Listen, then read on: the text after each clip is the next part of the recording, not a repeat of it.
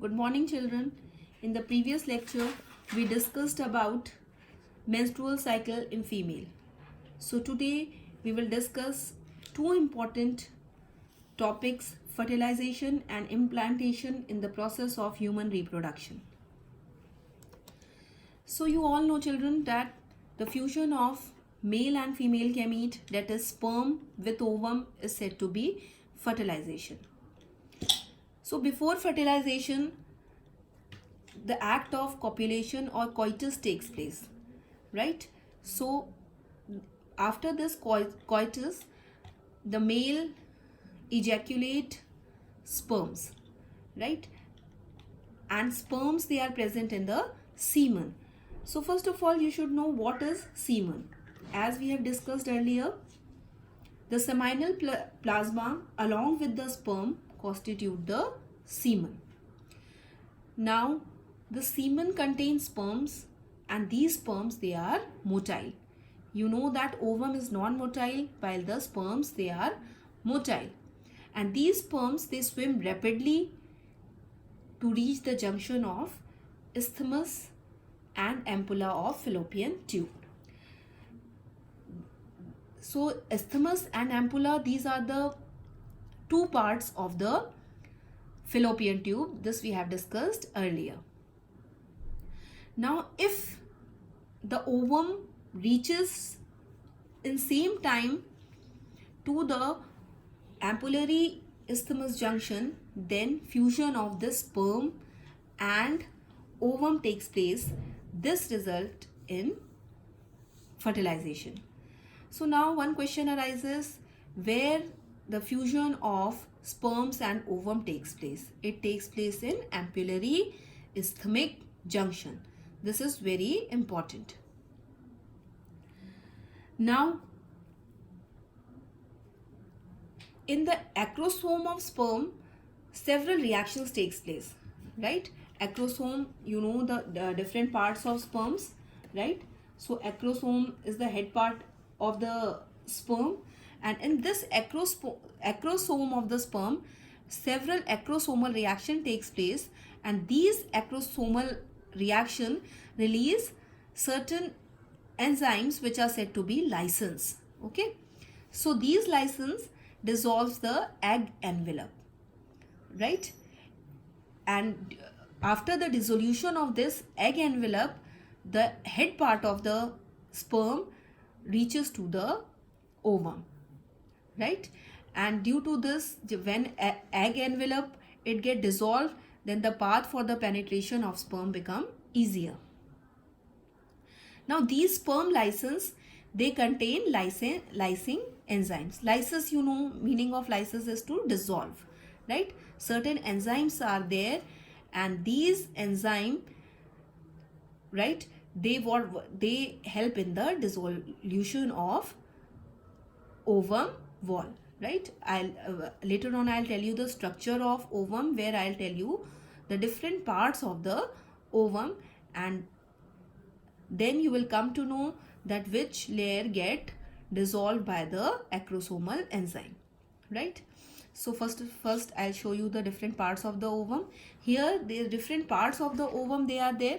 Here you are seeing this is corona radiata, right? This corona radiata, it is made up of granulosa cells. Okay, this is corona radiata, this part, and this is very important part that is said to be the zona pellucida, right? And inside zona pellucida, you will see the vitelline membrane, and between vitelline membrane and zona pellucida, there is one small space which is said to be the perivitelline space. And inside this ovum, you will see the dense cytoplasm which is said to be the yolk or vitellis. Okay, so here this is the structure of ovum. Now I told you that the lysins enzymes which are present in the acrosome of the sperm, they dissolve the corona radiata. In the diagram I shown you where is corona radiata, right? So corona penetrating enzyme is there, and this corona penetrating enzyme dissolve corona radiata, right?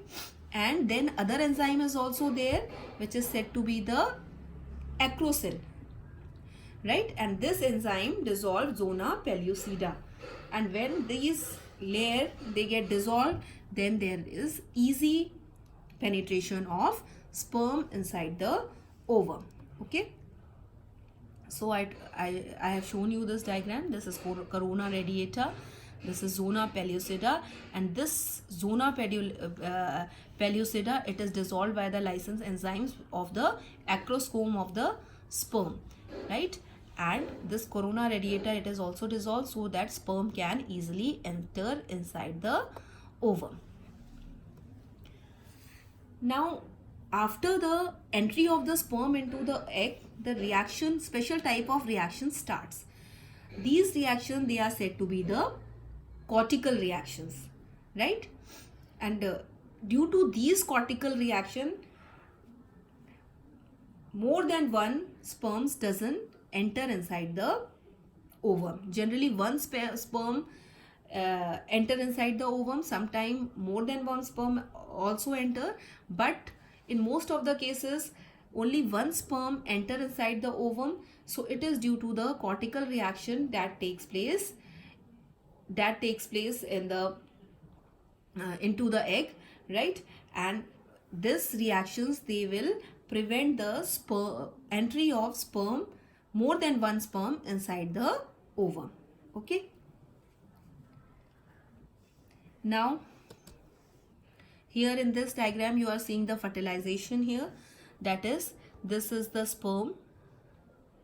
Here this is the ovum, and in this ovum, this is sperm is entering this sperm. Here sperms, many sperms, they are trying to enter inside the ovum, but only one gets succeeded.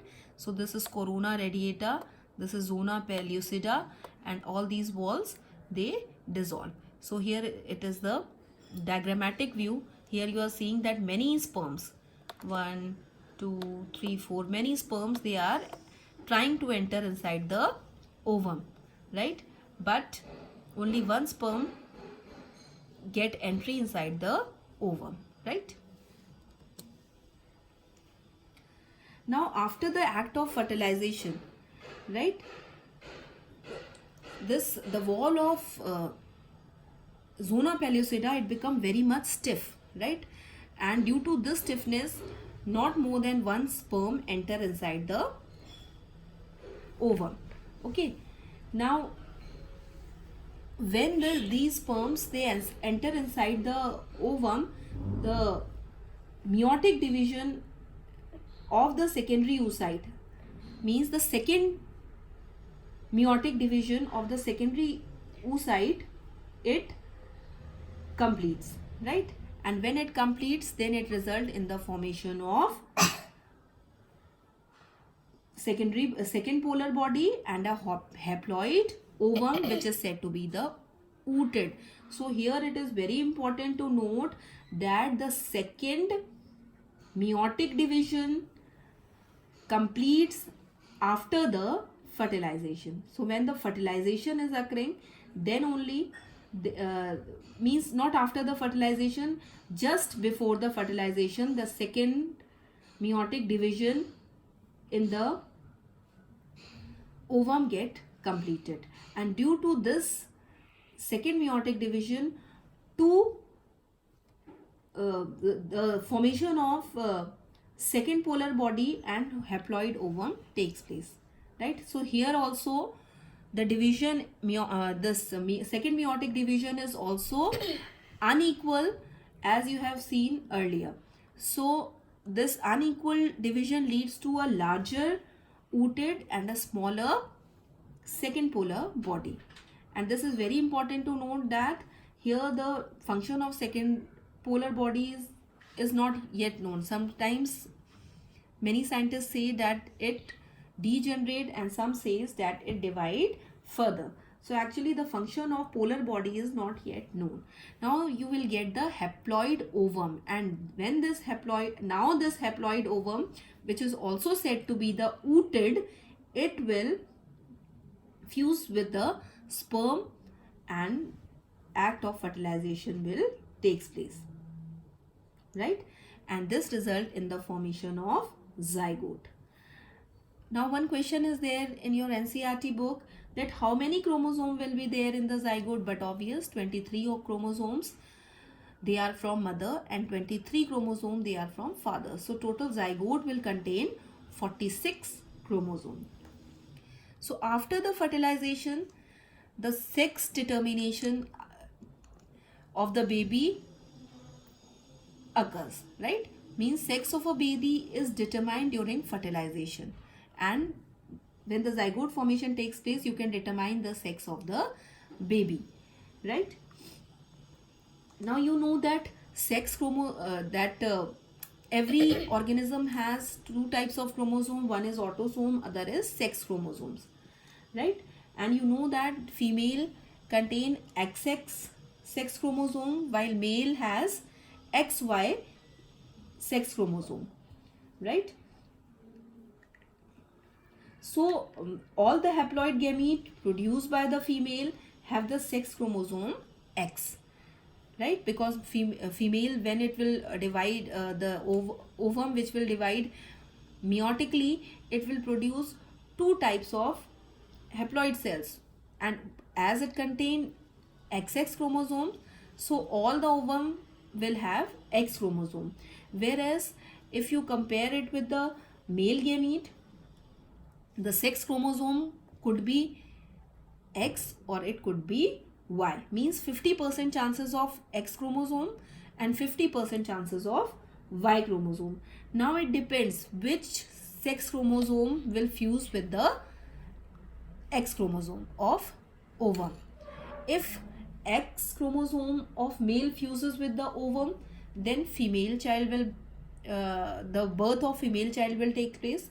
And if Y sex chromosome of male fuses with a female X chromosome, then the male child will be born, right? So here 50% chances are there. You know, 50%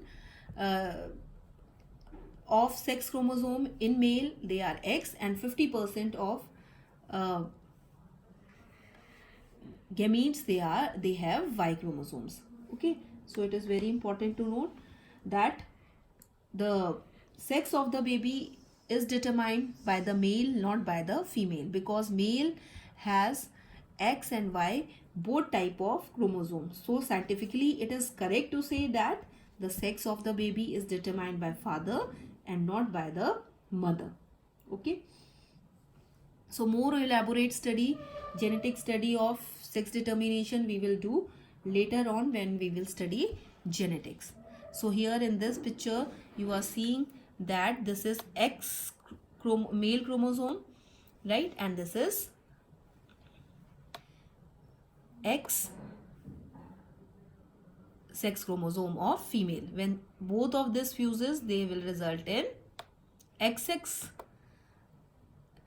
and this result in the female child. Same way here, the Y chromosome of the sperm is fusing with the X chromosome of the ovum. This result in the formation of XY chromosome, and XY chromosomes if present, then the child will be male. So scientifically male is the person who decide the sex of the baby, not female. So here also they have so shown that how the 44 chromosomes they are there, 44 autosomes and 1 sex chromosomes. So 22 plus X and 22 plus Y, here they are showing that half haploid after the meiosis you are getting this, right? And when it fuses with the X chromosome of female, then the female child will be there, and if Y chromosome of male fuses with the X chromosome of female, then the male child will be there. So here it is shown in this diagram. Now after the sex of the baby is determined, then the cleavage and implantation process takes place. Now what is cleavage? Cleavage, you all know that division, right? Cleavage means division.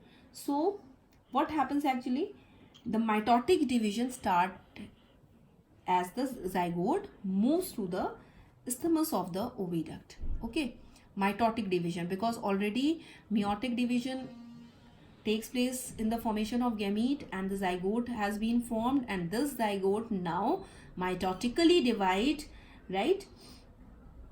And the zygote start moving towards the isthmus because it has to be implanted in the uterus. That is why the movement of ovum takes place towards the isthmus, and ultimately it will get implanted into the uterus.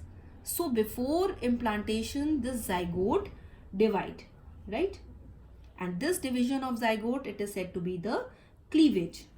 And when it divide mitotically, it form 2, 4, 8, 16 and so on, right? Cells.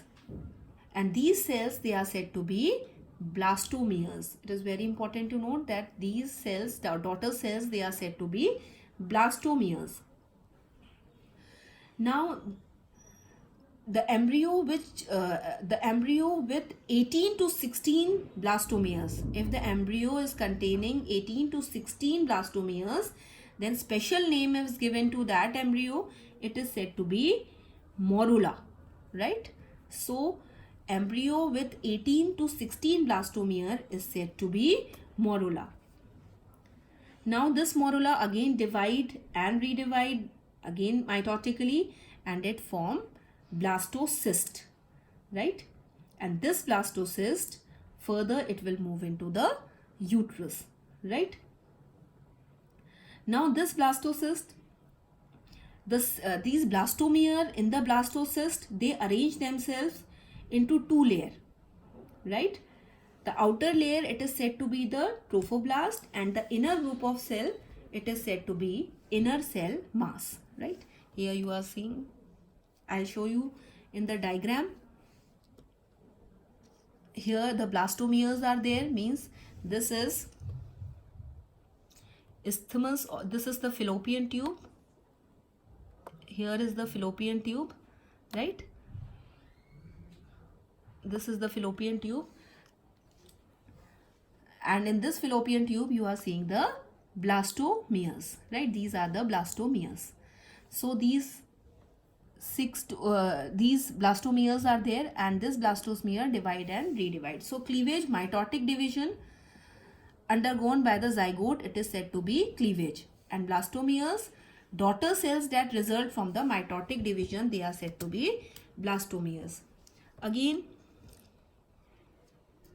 you are seeing here, these are the various division state in the ovum, right? Secondary oocyte, here the entry from the starting they have shown that ovulation takes place, then the secondary oocyte is formed, and after secondary oocyte formation, then this secondary oocyte divide meiotically and form the ooted, and this ooted result in the formation of this sperm enter inside it. Here you are seeing egg cell nucleus and the sperm cell nucleus, they are coming together, and here the zygote formation takes place, and this zygote divide, right? And I told you division of zygote, it is said to be the cleavage. This is the 2-cell stage, this is 4-cell stage, this is 8-cell stage, and I told you 8 to 16-cell stage, it is said to be the morula. So here they have shown the morula, and after this these cells arrange itself into 2 layers. This is said to be these blastomeres arrange themselves into the 2. Outer is said to be the trophoblast, and inner mass, it is said to be the inner cell mass, right? And now this blastocyst, it is ready to implant in the endometrium of the, this is the endometrium of the female, right? So here this endometrium of the uterus, now this blastocyst, it will embed itself or implant itself in this endometrium of the female uterus, right? So here they have shown the various stage, how the ovulation takes place, and then formation of secondary oocyte, and then many sperms, they are entering inside, they are trying to enter inside the ovum. Now the second meiotic division, it has been completed, and ootid is formed, and this ootid, it fuses with the male nucleus, resulting in the formation of zygote. This zygote divide, which is said to be the cleavage, and first is reaches to the 2-cell stage, then 4-cell stage, then 8-cell stage, and 8 to 16-cell stage of the blastomere. It is said to be morula, and after morula again mitotic division continues, and this result in the formation of hollow ball, which is said to be the blastocyst. And in blastocyst, blastomere arrange themselves into a 2-layer, which is said to be the inner mass and the outer trophoblast. Okay, and after that the implantation of blastocyst takes place in female uterus. Okay, now here again you are seeing the cleavage and implantation. So how this egg and sperm, then zygote, then morula, then blastocyst, again they are implanting in the uterus.